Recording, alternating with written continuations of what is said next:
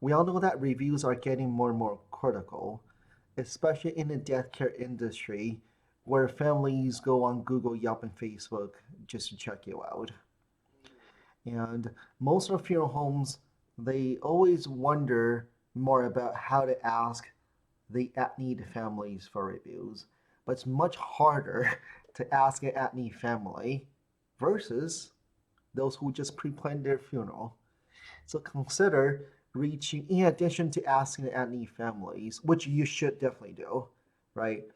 Also consider reaching out to those who just purchased, right? They just pre-planned their funeral.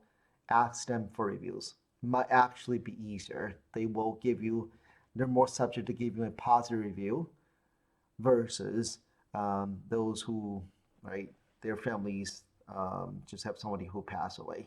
So consider adding on asking the pre-need families for reviews in addition to at needs.